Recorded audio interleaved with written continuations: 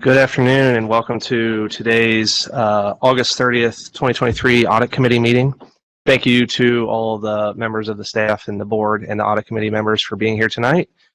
We have a fairly light agenda. We're starting a little bit later than normal, so we'll try to get into things quickly to respect everyone's time and their evening. So with that, in the packet for Audit Committee members is the minutes from last meeting in June, which we do not have to review and approve the minutes. That is done by the Finance Committee, so these are here for informational purposes, so we won't go into those, but please read those in your own time in advance of meetings so that we're staying on top of what was documented for last meeting.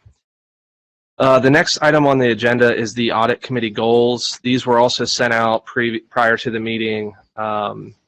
We've worked through these. This is kind of the second year with this goal format, so we're at the final stages. We need to approve those this evening, so we asked everyone to review these in advance of tonight's meeting. If there's any additional feedback, we can go through that now, and once we've gone through that and made any tweaks, we can finalize our goals for the fiscal year 2024 Audit Committee. So did any Audit Committee members have any questions, comments, thoughts? Great. Can I have a motion to approve our goals for the year? I motion.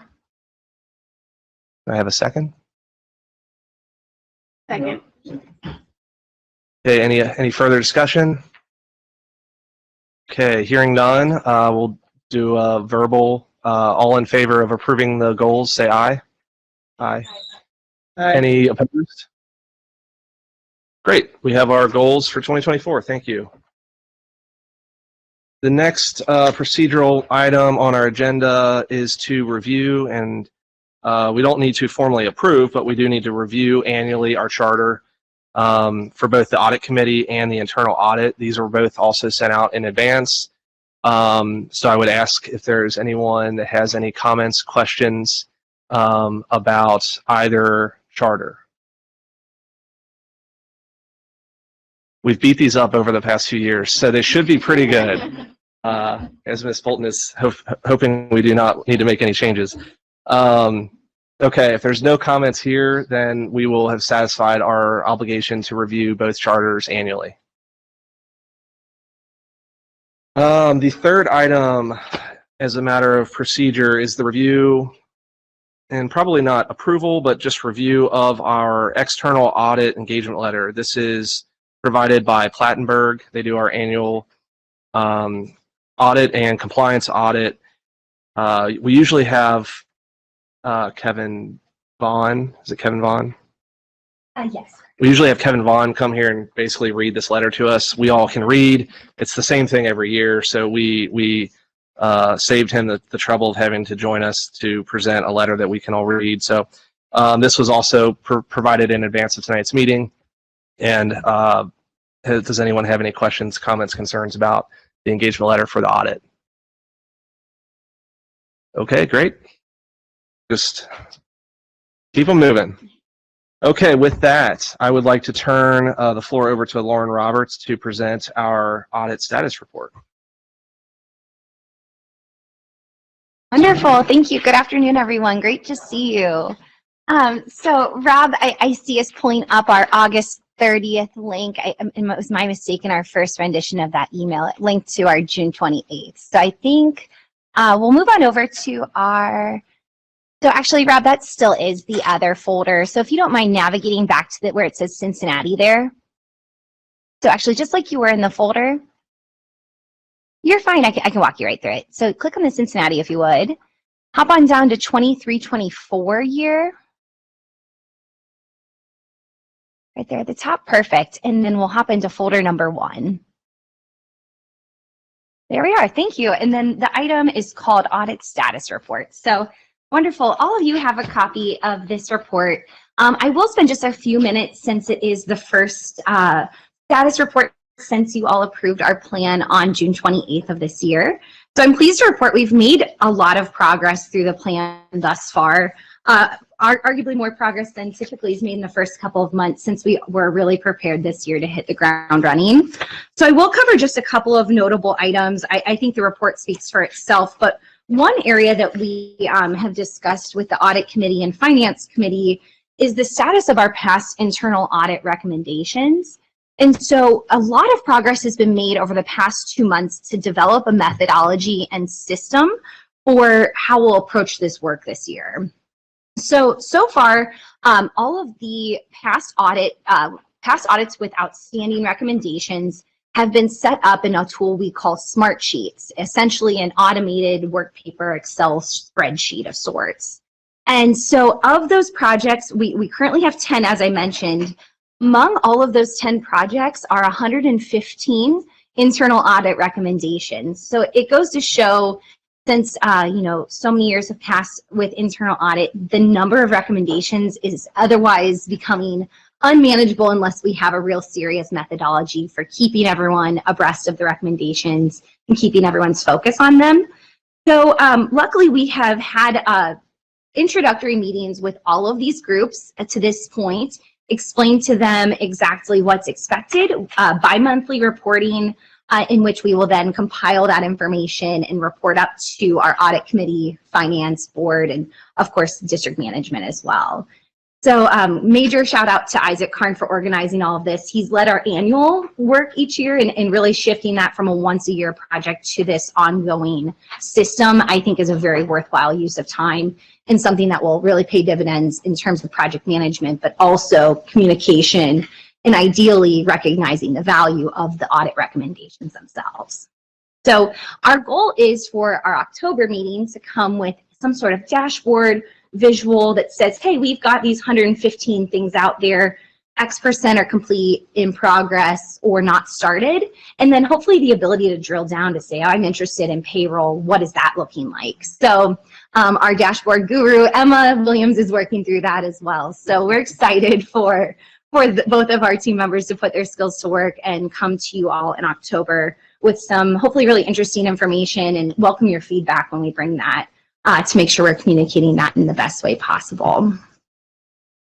Any questions? Yes. So there will be a component of this dashboard that will evaluate or have some judgment about the value and the impact. That is our goal, yes, because I know that's something that you've brought to our attention and keeping us focused on. Anytime we can quantify the impact of the recommendation, we're asking for that, whether it's dollar amount or perhaps just process improvement. I did ask a lot of the other peer districts in the country through a survey during planning, what do you do to try to quantify that return on investment? And as maybe we could expect, but I was hopeful they wouldn't say, is it's really hard. So I do think this is an opportunity, though, to say you moved from A to B, can we quantify? So I think this is a tangible way to do that. And I think talk about impact in terms of even if it's anecdotal. Yeah. If it's valuable to the readers. Yeah. Sure. That's great. Absolutely. So that's something we should consider, is how do we maybe highlight those key takeaways in the dashboard to say not only is it implemented, but hey, this is a really cool thing that happened or an impactful thing that happened from that. Yeah, great feedback. Thank you, Jim. Has the management team been receptive to more frequent follow-ups from you? Because I could imagine that might be Actually, yeah. cumbersome. Yes, so I think the teams that have been working with us for a while now are starting to see how big of a lift it is to have to update us on a year's worth of progress. So to them, this is a little bit easier of a lift to say, hey, what's happened? And I guess I should ask, Jeremy's one of these fine folks who gets to do this with us this year. So I'm hopeful it seems like a little bit more approachable work. See, I only had to pay him $5 to say that. So. So yeah, I'm hopeful. So real quick, why wouldn't recommendations be implemented?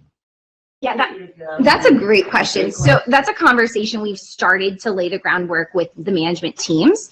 So I think it's a twofold situation. So to answer a separate question, or I think to start on the premise of why we do this, is I think the board wants some insight into, are we implementing? And the management now has this opportunity to say yes or no for these reasons. And so what we're trying to express to management too is if there's something that we're all in agreement needs to happen, but you don't have the resource or the strategic direction or whatever that thing is, to write that down, communicate that to us, and then we can make hopefully elevated conversation and decisions to say, okay, does this need some more investment? Yeah, great question. Wonderful. So that was the biggest takeaway from the audit status report. Everything else is moving along really well, and we are really, really enthusiastic about the opportunity to invest in the internal audit department's framework and infrastructure. So again, thank you to the audit committee for supporting our work in developing the risk matrix and things like that, because I really think the longevity of the department and the work that we do will be better for it. So that concludes internal audit. We'll briefly go over our external audit. Oh, I'm so sorry, Miss. No problem. You. But to follow up on Paul's question, what's the assurance that we have moving forward that indeed these recommendations are going to be followed up on or rejected, and we need to know why that might happen, or are they built into the budget as to what the costs would be, whether they're personnel or process or whatever? I mean, what's the assurance that we have from the superintendent and the administrative team? Absolutely. So in terms of our perspective on that is we will be requesting their certification of where things stand. So I want to be sure I'm properly understanding your question. Assurance in the sense that what they say to be fact is so. Is that kind of what you're asking? Yes, but the idea that if indeed it's coming from you and coming from the audit committee, you'd have to have some sort of justification not to do it. Yes, It correct. shouldn't be like a pick and choose. If they are able to choose not to do it, then there would have to be some justification. Yes. Because after that, you guys, that's it. So it just is, if we can build that into the process as well, I think that would make sense. Absolutely. So one of the things that we're prompting them with as well is, does this recommendation still hold true? And are you continuing to go this route? And if not, what are you doing instead? So today we met with, P-Card, and we said you should reduce initially said you should reduce the number of transactions by getting a fuel card. And so our purchasing director said to us today, since 2018, things have changed a little in our direction. I think we're going to do this instead to reduce the number of transactions. And we said, we're not prescriptive, but go ahead and explain to us how you're still combating that root problem. So I definitely will ensure that we can continue to communicate that because we just don't want to see things left by the wayside if that original root cause or control issue hasn't really been solved. Absolutely. And I think the other thing that we have in our back pocket is a re-audit, right? I mean, that's the ultimate verification that what they've done has fixed the root cause, and that going forward we're doing the right things, and we have done that over the last 8 years. I'm throwing a number out there, but we've re-audited areas, and ultimately, if there's enough risk from an audit perspective, whether it's financial, reputational, whatever, if it rises back up to the top of our risk matrix, then it would be selected for re-audit. Yeah, that's a great point. And that's one thing we try to remind folks of is when we say what we mean by complete or implemented is that if we were to come back and retest, this control or process improvements would be notable and it would be corrected. So the means in which you solve it has flexibility. That's certainly a management decision, but the root problem and the gap that we initially identified must be solved. Oh, absolutely. Madam Chair, may I speak? This is Jennifer.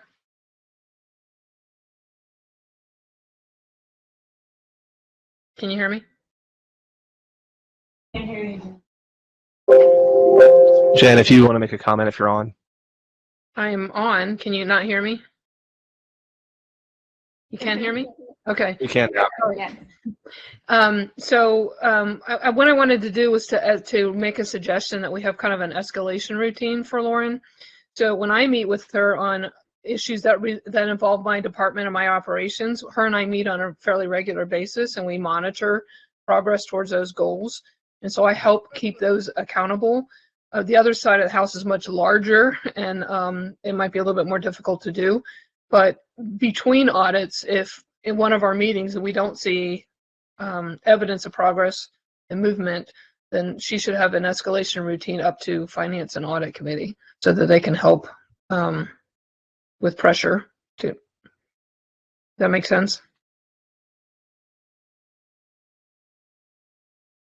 Yes, that makes sense. And I think we have done that as well. But I think with this dashboard, I think we'll make some improvements.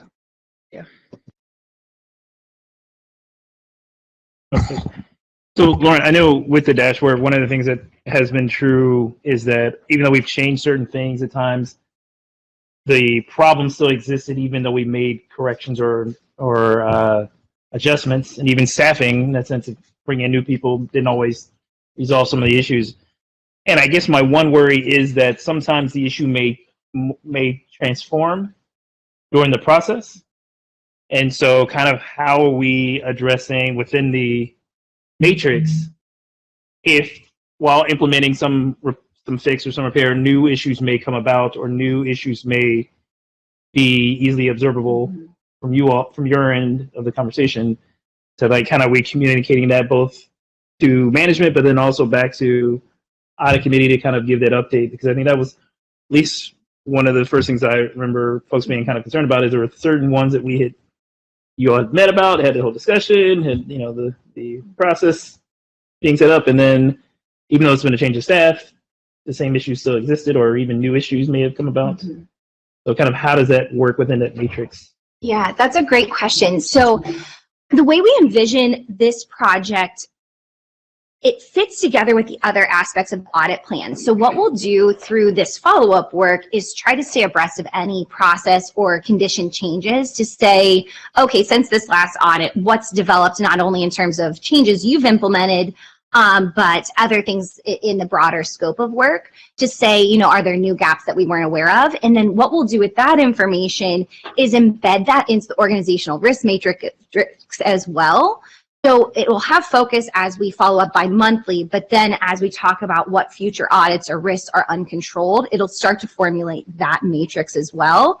So we'll kind of have these systems that will inform one another to ensure that those gaps are identified, but also either audited or elevated to the management board level so it can be resolved. So that's kind of our thought process of how all these projects this year are going to start to come together and build over time. A wonderful question, and certainly something we'll stay forefront as we meet with the folks to review the responses from this first go around to say, hey, Mr. Craig brings to our forefront this concept as well. I think that's really important. Yeah, thank you. So just a final note on the external audits. Things have progressed well from that standpoint. Brief update since our last status report on May 3rd. There were a few audits that have concluded. You'll see that they are marked as completed. We use the term compliant and completed differently based on the type of review. We've learned sometimes it's just completed because a federal type program just requires a submission, and if we hear nothing, we are good. Other times it is a compliant response that we get in return. So for the first item, the CAA, that was a compliant report or a submission. The McKinney-Vento was compliant as well. ESSER, however, since that is the reimbursement process we're familiar with, that's complete. There were no issues.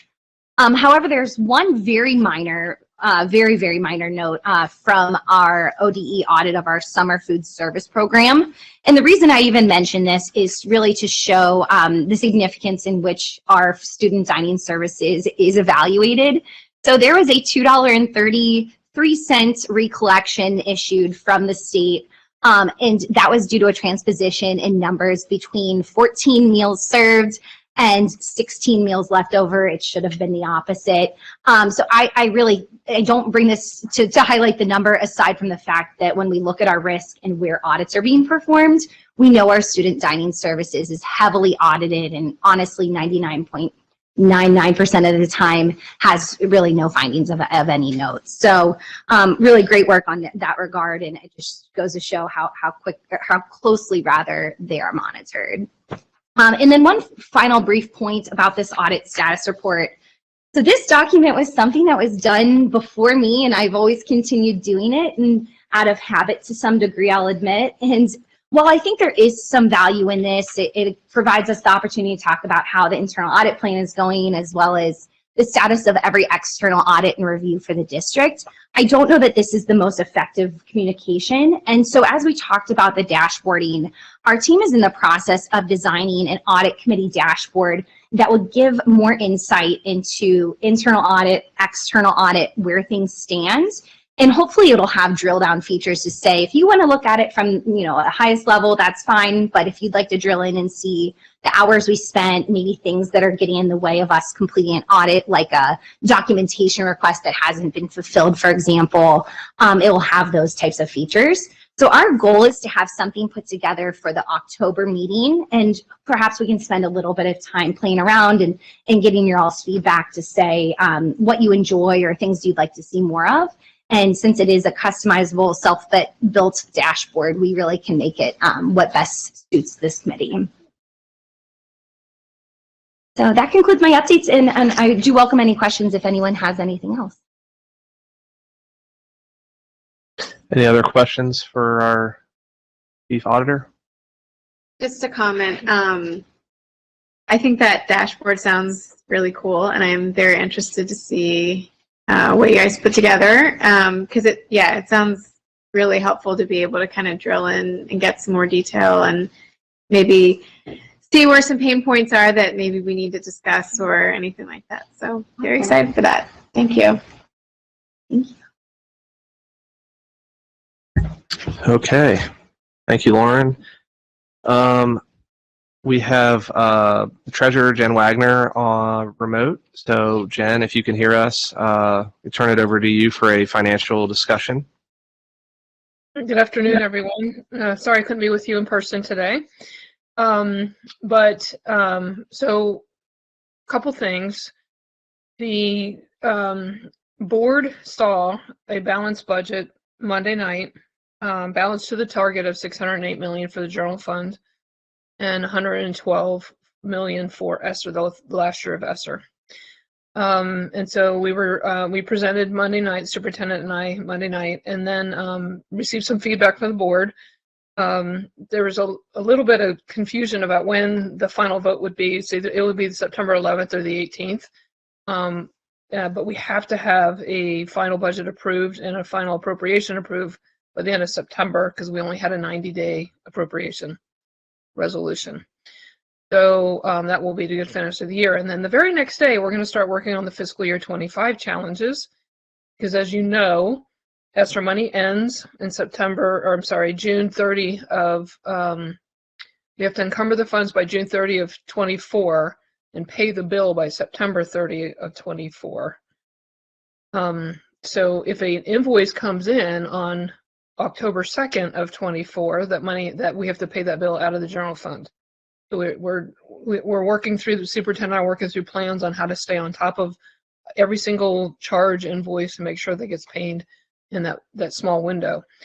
But there are quite a list of things that we're considered to be the potential of recurring items that we need to find a funding source for moving forward. So you've heard me talk about the cliff for several years now, and I always use the example as a nursing contract.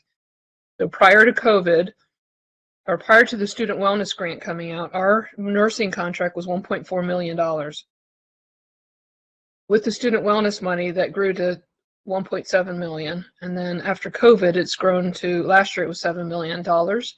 Now it's down to $5.5 million, simply because they couldn't fill all the vacancies that we were contracting for. So we were encumbering more money than we needed to encumber. But the fact remains the same. $5.5 million of current nursing services, we need to decide how we're going to continue to support that going forward. That's just one example. There's quite a list of things that are in the cliff, and the board discussed Monday night to begin that conversation on October 1st, quotes, not that exact date, but shortly thereafter. And then some other funding challenges that are moving forward, such as the work that the ad hoc committee is doing. There's a facilities 5-year repair plan that's going to need some funding.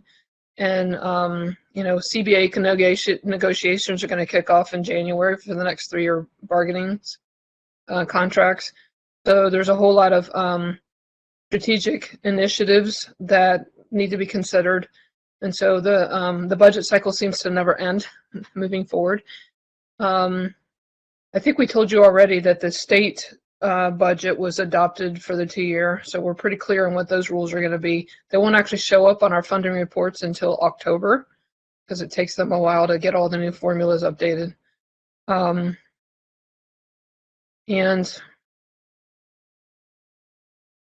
the feminine hygiene bill was allocated $5 million for all 613 school districts. So we have to make an application to tell them how many schools we serve that serve 6th through 12th grade girls, which out of our 66 buildings, 59 of them do. And so I think we're projected to get $37,000 of that $5 million. So we'll keep everybody informed on how that will move forward. The application deadline is September 15th, so we'll know something probably by the end of September or mid-October. I'm not sure if I missed anything. Anybody from the finance chair or financial town hall dates were solidified at the last finance committee. They'll be posted online very soon with their topics.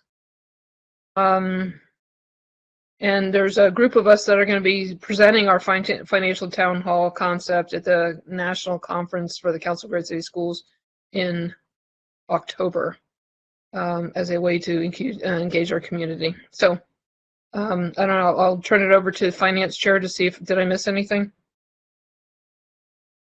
No, I think you got it all covered. I'll add a little color to it. From the standpoint that this next FY25 budget is us going over the cliff. And perhaps the treasurer can tell us how much of the current general fund balanced budget for 24 is made up of ESSER dollars.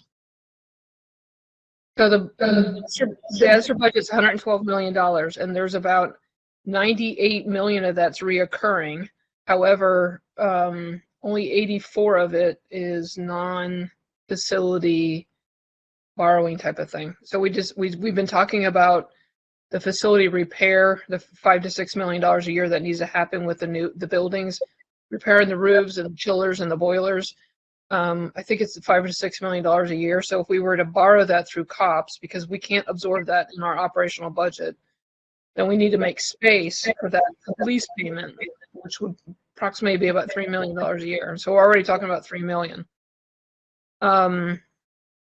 We moved $19 million into ESSER for transportation while the ad hoc committee is working on attendance boundary changes and consolidation of schools.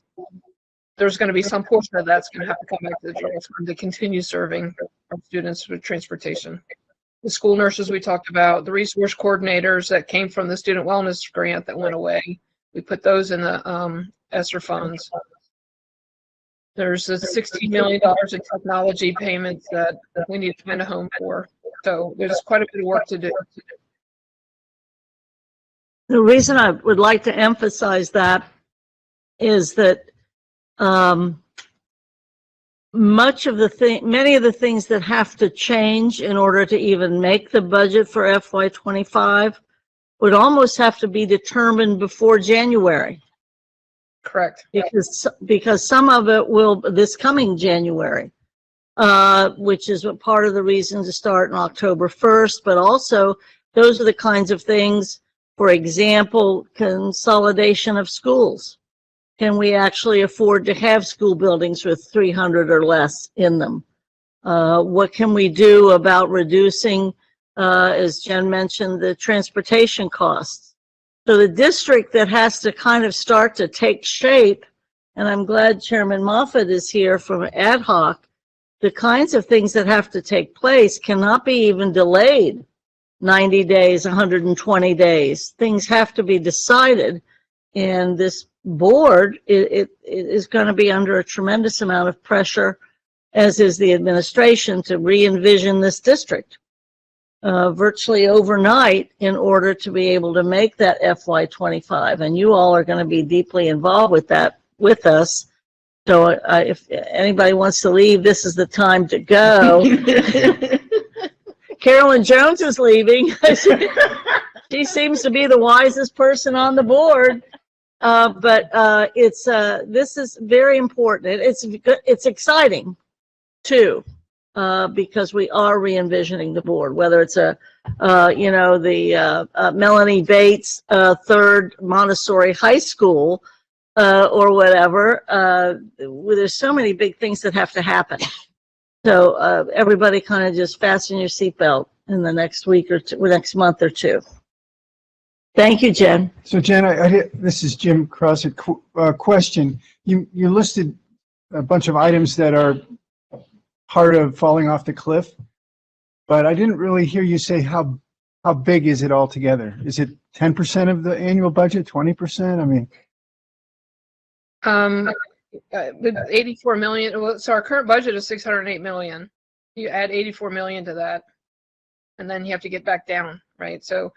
And let me just remind you, and I feel like a broken record when I say all this, is that if we do nothing else, our budget goes up by $6 million simply because of our salary step increases. So you survived another year, you get more money. And so that costs the district funds. So we're always looking to figure out how do we make space. So our dollars per pupil in revenue are shrinking. Remember, property taxes don't go up with enrollment, and our state revenues per pupil are going downward because of our wealth factor. And with this formula, it's critical to not lose enrollment, because that loss in revenue will hit us faster than it used to on a 3-year average. So there's quite a few factors there, but I can't do math in my head anymore, so I can't answer you like mathematically right this minute, but whatever that math is, it's pretty significant. and there's some moving parts, it sounds like. Yes. So, So one example the board has been talking about is reducing class sizes, particularly in the elementary schools. We went and looked at, right now we max them out when we do student projections, and we max out the number of students in order to have a teacher. If we were to go to the lower end of that range, it would cost another $13 million in bodies. And so we have to if we're going to do that, we're going to have to make room in the budget for that. Then we're going to have to stop spending $13 million on something else.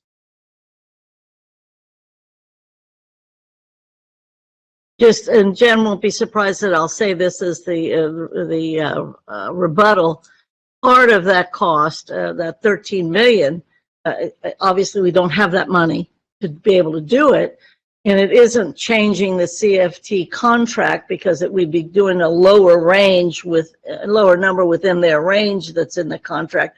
But there are pieces of our instructional efforts that are kind of end arounds or do-arounds, whether it's paras or whether it's overload. There's millions too that we're spending. So our entire instructional profile is going to have to change. Yeah, right. Because I mean, first of all, we don't have enough paras like we once did. So it's just going to go to the very heart of everything we're doing, and we're going to need the board to be very courageous and you all to give us great advice. Yeah, Ms. Bolton, I was going to say one of the things that I've always struggled with as an audit committee member is where's the value that I provide or the group provides. And we sit here and we make goals and we're like, how do we quantify them? But I think for you to use the word excited, I'm a little excited for you to be coming to us with needing help, needing advice, because we aren't educators, we're not elected officials, we're not school finance experts, but we are experts in our own field. And so I think I'm speaking for myself. I hope the others in the room on the committee are up for the task, but I think we are. And so please do involve us as you need to. I don't, again, speaking for myself, I don't want to spend my time with the audit committee just sitting here being reported to. And so if now is the time for us to roll up our sleeves, I think that we are up to the task. And if we're not, then we need to reevaluate who's on the committee.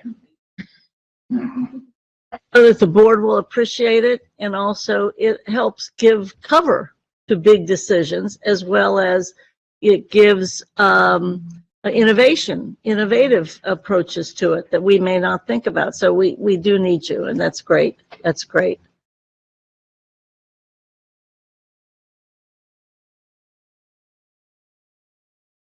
Jen, anything else? Not that I can think of. Okay, great. Thank you for your time. Of course.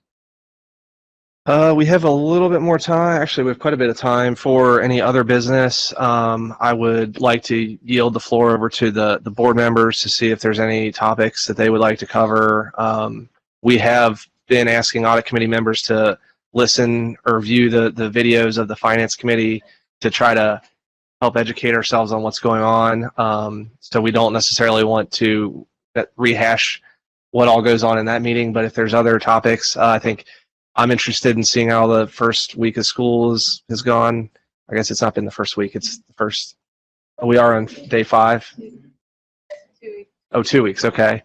How that's gone, and anything else you think is relevant for the audit committee to hear. Well, so I'll start. I think one, to not steal board member Bolton's thunder there, but transportation has actually gone better than last year. There's always a positive. There are still challenges. There's still things that need to get fixed. But we did not have, 75% people showing up type deals that we saw in the chaos of last year and some of the struggles the year before. I think one of the other things that we are part of the conversation we've been having anyway is that we are recognizing there are a lot of things that we are doing within the district, a lot of services that we're providing in the district, and in some ways that is a question that we have as a board are going to be tackling. And I think this is where I also would agree with what's been said so far, which is that I think there's space for the audit committee to kind of give guidance also with how we connect up with how we're utilizing our partners for certain services and certain things that we are doing structurally, which I think we'll see some of what in our audits where we'll see benefits of that. So one example is that we brought back in-house the call center for transportation. What it's allowed us to do is to respond to calls and to have better control over that aspect. That's something that I think we need to be able to monitor the effectiveness of those type of things. I think it's a conversation we were stressing in budget and finance for a while now, is what services have we used outside resources for historically that we're bringing in-house? What services are things that we are going to at some point in time have to use more outside resources rather than keeping it in-house? These type of conversations. The other big example is that we also opened I don't know what we're going to call the school, but the school at Bramble.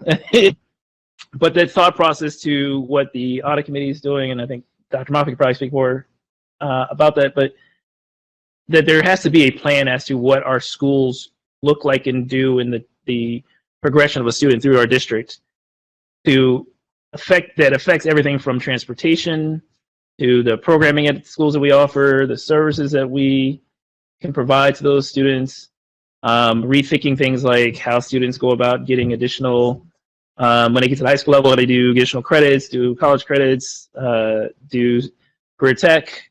All those things are things that we're going to have to kind of put together plans for, and I think it's really helpful as we do those things to still also have someone keeping an eye out to make sure that as those things are growing, that they're being done in an effective way and in an efficient way. So, I think the two big ones for me that the start of the year was transportation, and then recognizing we actually did open a new building, but that does mean that we have to think about where does that building fit into our overall plan of the district. And I think that's some audit committees or ad hoc committees been really focused around.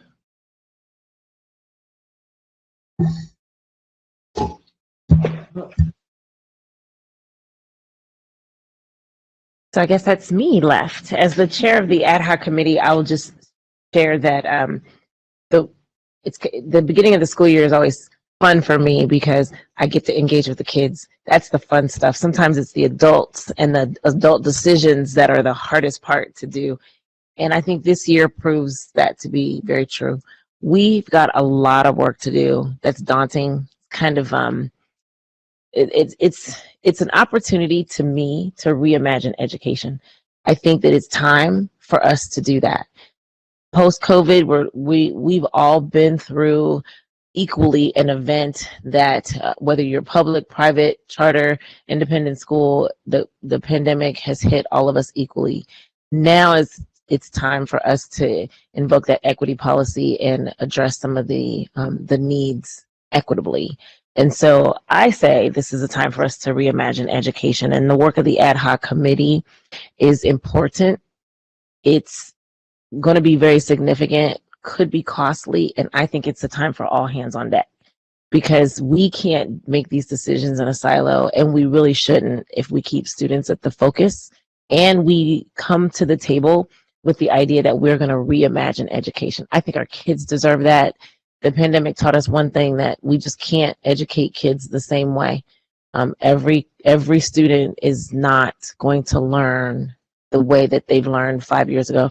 I graduated a longer time than that, and my 30 years ago way of learning is just not going to work for this generation of kids having gone through a pandemic. So this is a time for us to look at what does the enrollment look like for us, in addition to how can we be innovative, how can we be more creative, how can we utilize partnerships, because we need them. We don't have a choice. We have to figure out a way to educate high quality without the same dollars that we had, but with the same innovative and creative spirit that we've had before. So that's kind of that's how I get through this. Is I engage with the littles, which are what I call the preschoolers. I engage with the bigs, which are the ones that think they know everything. And then I engage with the adults so that we can make some really good decisions. But I think it's a time for us to reimagine education. I listen to the treasurer and I sit in budget meetings, and rather than get overwhelmed and discouraged, I'm like, wow, what partnerships can we invoke that really, really will serve the kids on a broader level? So we do need you. I'm so glad that Board Member Bolton said that, because if you are wanting to leave or not engage, sorry, too bad. You're not allowed to leave, because we need all kinds of thinkers, we need all kinds of doers, we need all kinds of people at the table so that our kids can benefit. So join us on an ad hoc committee meeting, virtually or in person. We're listening to a lot of different ideas, a lot of different perspectives from people in the community, and it's really going to take all of us to make sure that we maintain the high quality education for our kids. So that is I. If I could kind of cash in on what my colleagues have said, I think looking to the future would be great to have you all explain to us kind of the industry, not standards, but influences or impacts of insourcing, outsourcing, which has thematically been part of the most immediate budget. And I don't know that we really went full tilt on it. I think too, we will have to, as we renegotiate all 6 master contracts beginning in January, there have to be significant changes in all of them, particularly in the CFT contract. So we must have our union leadership involved. And if you can help us figure out those sorts of things, either through your research or understanding regarding contract negotiations, because that's a huge part of it. This 4% that across the board that was granted, I think rightfully so, is probably something we can't really afford. And we couldn't afford it if the state had not given us $20 million more than we thought they were going to give us. And it went right out the door. And it keeps coming back in. Those are some things. I think too, Jen mentioned it, the COPS, the certificate of participation, and trying to fund that, because we have some immediate building needs regarding overcrowdedness. All of our high schools are overcrowded. Not all of our elementaries are, but we have to face that immediately. And out there in the community with these reassessments of property, ain't nobody interested in raising their taxes or voting for anything right now. I mean, that's just that's not even pulling the Band-Aid off quick. That's a wound right now out there as a person that's on the campaign trail. The other thing, well, there are many other things, but those would be the ones where I would be, if I were you, concentrating. And then also this effort of how we do whatever it is we do better and more efficiently, which is kind of one of your things. That's why I think it was great to ask, well, why haven't these recommendations been done? We need recommendations as to how to improve our operations, and you guys have, and through the chief's efforts, you have great ideas about what we're doing that is redundant or slow, or is it a personnel matter or a structural? I mean, I think it would behoove us, to the point that the treasurer mentioned, it would behoove us that some part of your agendas from here on in, starting in October, somehow start to talk about this re-envisioning, as Chairman Moffett mentions, how we do business and what we do. And those would just be some initial things. But if we could even brainstorm about how does the industry, any industry, how does anybody out there figure out how to re-envision themselves, and where are the savings, where are the things that people need to do or they find out? You all are the experts about these sorts of things more than we. Just two other quick points. I was thinking about something Corbin Bolden said, which facilities is one major one that we are going to have to figure out, because we just literally don't have money to do a lot of the repairs that the buildings need to be done.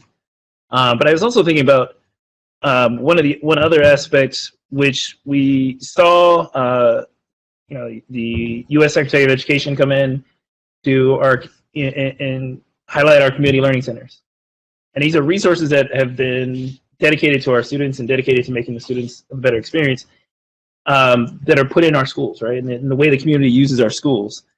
And I think there's a lot of space to grow a conversation about how effective and efficient our schools can become, that then allow a partner to come in and be more effective with our programs.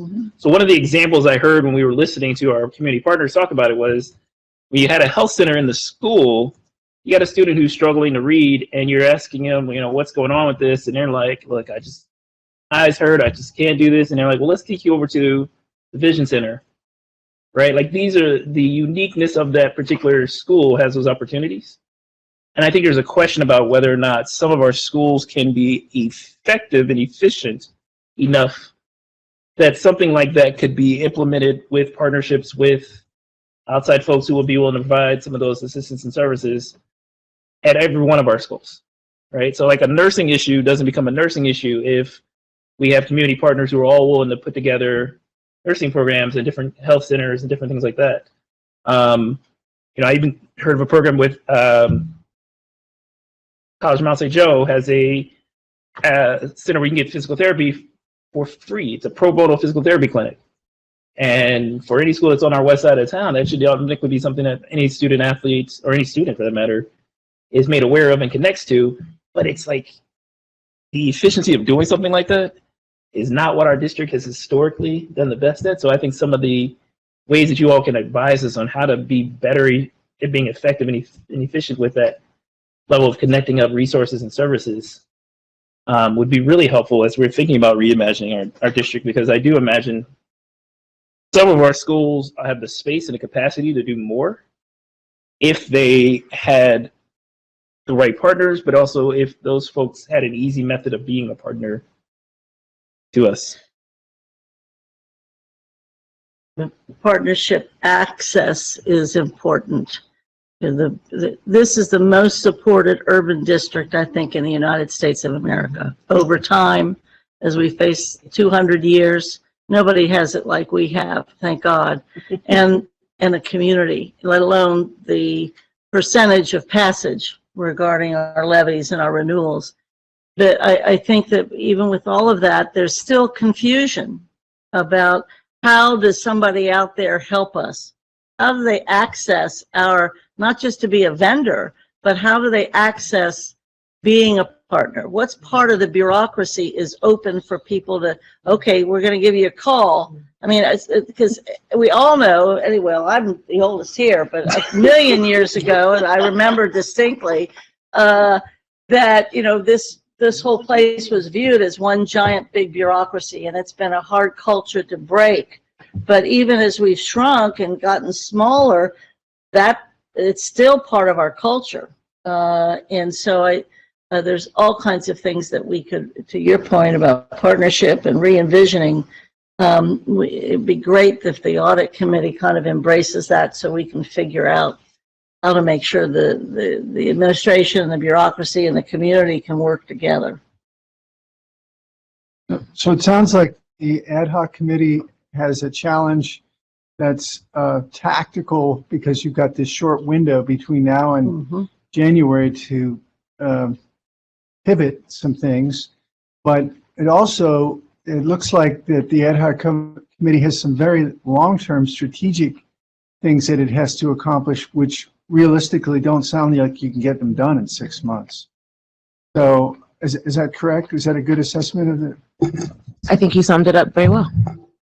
So, I mean, as you were talking, I was just thinking of some resources that might be interesting, and we can follow up with this after the meeting, but there's some very good techniques for innovation. Well, one of them was commonly used by P&G and other companies called design thinking, and there happen to be some good design thinking experts in Cincinnati. And it might cost you a little money to have a consultant come in and spend an hour or two with the board or the leadership, but anybody can be innovative. There's a process around that that's helpful. It doesn't have to be random. It doesn't have to be, brainstorming is not going to generally get you innovation. But then there's some other resources out there where I think you can put together there's some software out there that would help connect people wanting opportunities with the opportunities you have to offer. And the third idea I had as you're talking is the Greater Cincinnati Foundation. They are plugged into lots of programs that are benefiting kids around the city, and it might be worth getting a survey from them, to connect with what a lot of the nonprofits are doing that maybe, I think a lot of them are already connected with CPS, but there's probably a bunch that are not. So those are just some thoughts that I had that as you're thinking about your committee and what you're doing, but because I think the really tough piece of this is the long-term strategic piece. You will not figure that out in 6 months. I mean, reimagining education is going to be, it shouldn't really be a one-time thing. It should be an ongoing thing, I think. So those are my 2 cents. And I'm saying all this because Dan Holthouse is insisting that we say something beyond voting on the charter. So for what it's worth. Great job. You definitely did that well. Thank you. I'll give you an example. Thank you for sharing, because you've gotten some great ideas, and those are ones that we can for sure pass on to the superintendent, because that would be work that she should do from that management standpoint. But one of the things that we're thinking of, just to give you an example, we are thinking of this is like the middle school concept, bringing back middle schools. Never had them. What does that? We only had junior We highs. only had junior highs. So we're thinking of a middle school concept. There's a request from staff, but that's a difficult population, and the administration is also giving us some guidance on that as well. So what does that look like if we were to take a school that's under-enrolled and make a middle school out of that? Those are some of the higher level things that we're thinking of, just to give you an example. Where would be the cost savings? How does transportation impact that? What costs would be there? Most importantly, staffing, because now you have certification of teachers that is impacted. Are they K through 6? And we're talking about 6, 7, 8. So there's huge rocks that we're thinking of, and we've done some really good things as far as looking at with Jeremy has these awesome maps, and I'm not going to go into it, but he's really been able to give us, we've broken up the district into corridors, east, west, central, and then what does the population look like within the cluster of schools within each corridor, and then which schools are under enrolled. So we're doing some big work. Then after we kind of come up with some suggestions with the partnership with the administration and telling us how does that look programmatically, because we don't want to have like this, too many Montessoris or too many types of schools within a certain corridor. You know, we're looking at it higher level. What does that look like? And then what would it look like if we were to just change one variable? So if we were to take a school, make it into a middle school, and then how does that impact the students around there? What's the population? So those are the types of things that we're doing in tandem with the administration, in tandem with the community. And I will say this, and I'm going to give Lauren her kudos while she's here, because I use her a lot. Like, Lauren, have you done an audit on this? Because I think it's super significant when she talks about the dashboard, in part because I'm bugging her a lot. Like, have you done an audit on that? Where's the status of that? Because that's the information that feeds us into the efficiency and the potential cost savings, again, of the different areas that we need to pay attention to.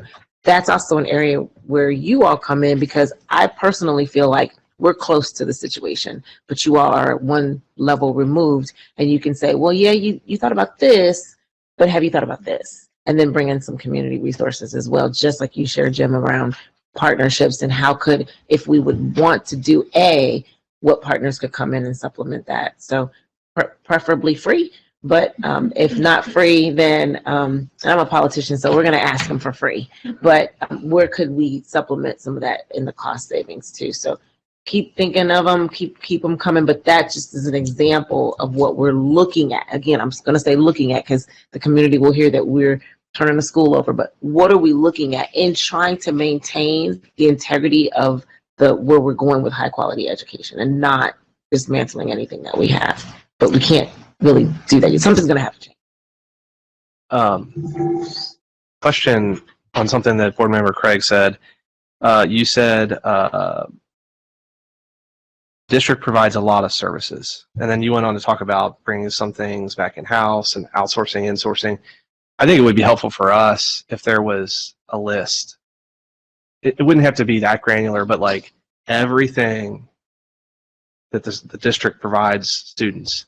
So they provide transportation, they provide nursing, some sort of, in-school healthcare, food, after-school programs, and allow us to kind of mull over that list and think of, I'm thinking of it, I'm putting my hat on as an advisor to my clients. And I have a client, one of the things you also said was about, you were talking about nurses and clinics, and 5 or 6 years ago, I had a client actually put a clinic in their main headquarters, and they are a construction company.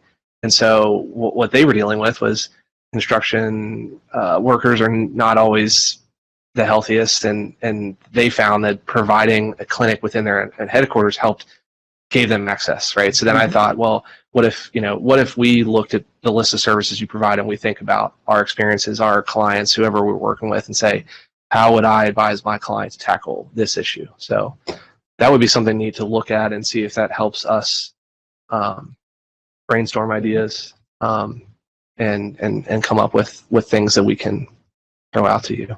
I think that's a great idea. I think the other part to putting together all the list of services that we provide is something that they did with contracts, actually, which is you go back and you look at all the contracts and you realize the redundancy of things that you're offering, right? So like in some certain times you may have 2 or 3 people providing the exact same service.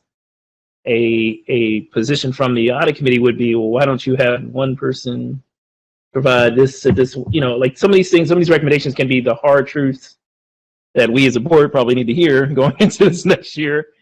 But also recognizing something like, whether a health center at a school might be more effective and efficient use of funds or use of resources with partners than trying to having them in different corridors or whatever, having them set up in different strategic places.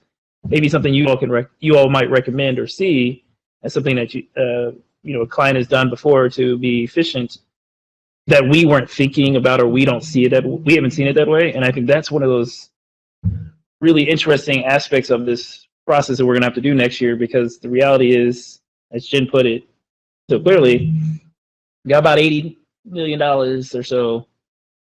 We ain't got no money for. So you don't get there by spending the same money again, but you, to Dr. Moffitt's point, we still need to provide a great quality education. We still need to provide all these resources in some form or fashion. It just may need to be something you all, with that fresh eyes, can look through and say, what are we doing? The other one I thought about, actually tying a little bit into this as well, when we think about insourcing, outsourcing, and that type of thing as well, we have so many things that other people do that actually they do cheaper. They just never come to us, right? Like we have to kind of go to them. And so you all may know of some of those things that may be something that you can say, hey, have you reached out to these people and invited them to the table, or thought about how this person might provide all three of these services as opposed to 3 different people who will give you the administrative cost of 3 different groups. And so those are things I think, yes, absolutely would appreciate, and maybe something we can tackle. There's multi layers to this, you know, like that I can see, like Dan's talking about a clinic, but there's got to be some insurance savings somewhere in there for somebody that could help reduce the cost. I don't know if it's the families or the district, but you know, that might be a model that can pay for itself somehow. But just looking at those things will be important. I would just add to that point. It's not about necessarily always spending the least amount of dollars, but the best spend. Mm-hmm. I mean, if we actually did higher level vision tests for all of our elementary kids, not just the rudimentary ones or even the normal kind of ones that we're fortunate enough to have, but when we have done the testing, when the Community Learning Center Institute's done the testing, they found with higher level vision tests, they found that more than half of our children in the elementary schools had severe sight issues and vision issues. Now, that may cost more money to do that, but what the benefit of spending that best dollar, not the least dollar. So, I mean, even that kind of philosophy of approach that you all can help us with, it's that investment piece of the best dollar rather than just the least dollar. I'm also reminded, though, like some of the things that we've talked about, like removing cash from, we no longer can do it because the state says you have to. And so I think that's the other part that comes to mind to us, is that sometimes we're going to come up with some things that are recommendations that the state likes back on. But that also means that you all are other folks who can sit down and say, all right, well, so can't do that one anymore. What's our next strategy? And really push us. I think that's the most important thing for me, is push the board to do our best to give the best quality services, education, get the best outcome for our students.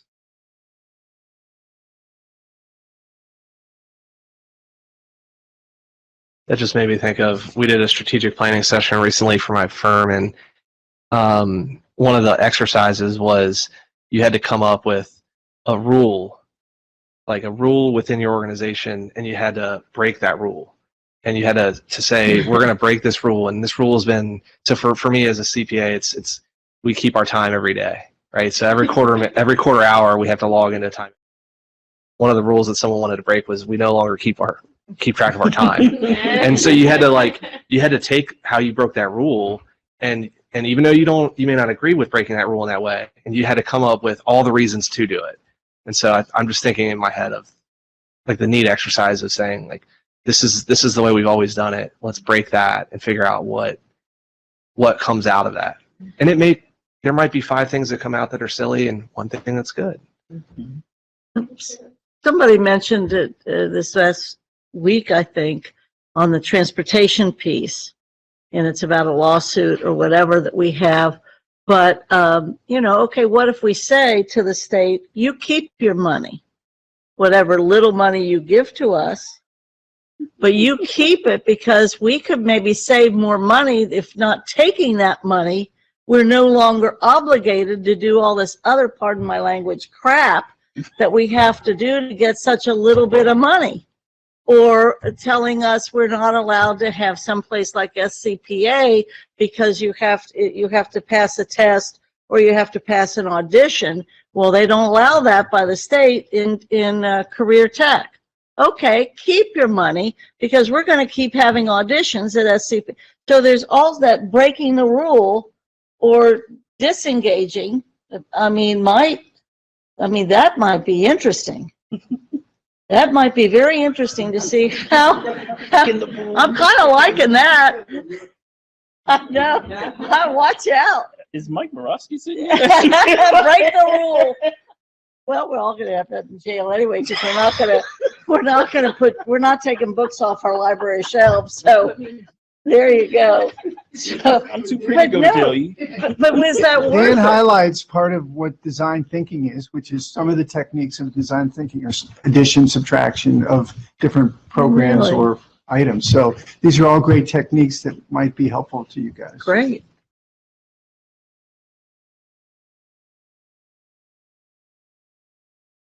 Like we just dumped on you. They're liking it. They're still smiling. Got a lot of notes there. I think this was a great meeting. I'm energized. I don't know about everybody else, but I think it was good context. It was a light agenda, but it was heavy in terms of the content later in the meeting, which is great. So, any other comments, thoughts, questions from the committee? I only want to comment that I like when the agenda is light because I feel like that's when we get the best discussion. So just something to keep in mind as we continue our planning. The fewer reports we're listening to, the more time we have to actually just talk, and I think that's usually really productive. So. Yeah, if I may as well, just as a point of action from this conversation today, because I think these are all such good, I mean, my mind's racing, I'm sure everyone else's is too.